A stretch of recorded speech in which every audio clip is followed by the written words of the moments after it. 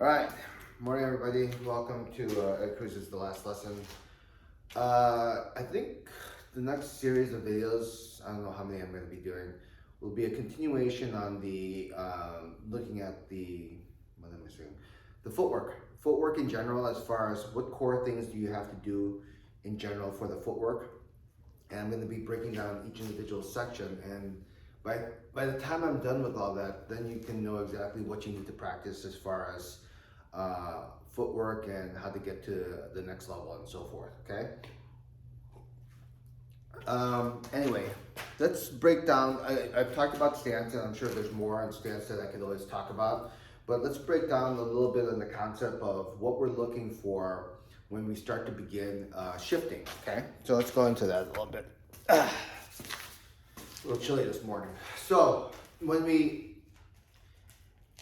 as I've always stated, that we go from the main source and we work our way down, and obviously you want to emphasize the core, the core that you're learning, such as the stance, and then you break it down to shifting, and then you break it down to individual footwork patterns and so forth like that.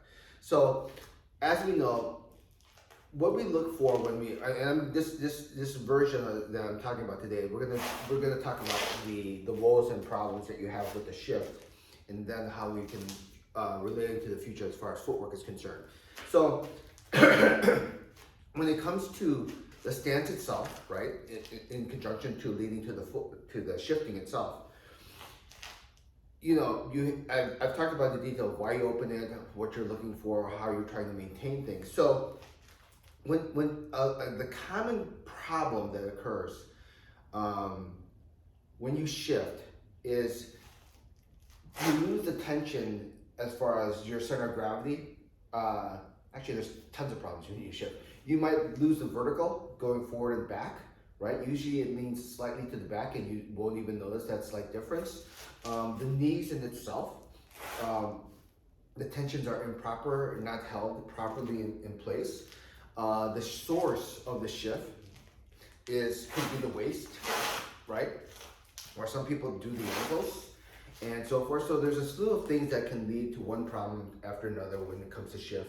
And even with the best instruction available, it does require some form of practice to get it done. But what I'm going to focus on today is basically looking at something that is a common problem with people when it comes to the shift. So we look back into the Ichikimima, right? How we have the Ichikimima. Notice my feet aren't like this or straight like this. It's turned in like this, just a slight amount. And the question is, how much exactly do I need for that knee to, or the feet or the knee to point in? So structure properly aligned requires the minimum amount of muscle necessary to hold it at that particular position. So, for example, if you look at my feet, lower feet, and it's hard to see my knees, right?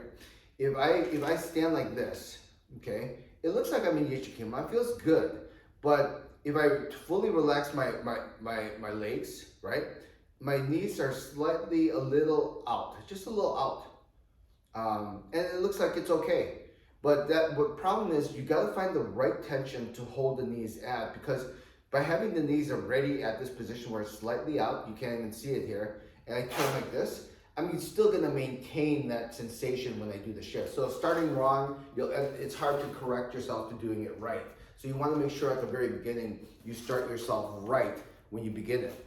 So as I get into position again, I'm trying to find that right position. Knees are slightly out. So I adjust my feet a little in this position, right?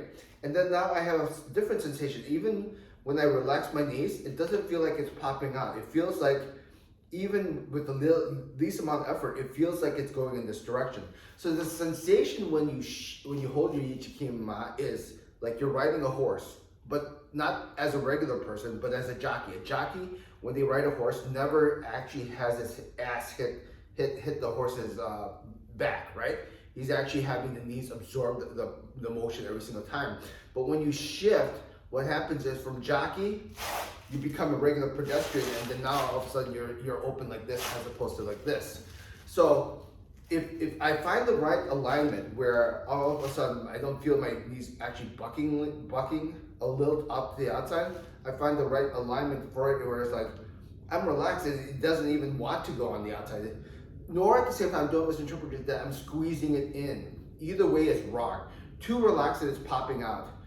Forcing it in is wrong. Finding that right medium where I don't lose any, the least amount of muscle where it's just simply aligned properly in place, that's what you're looking for from the Ichikima.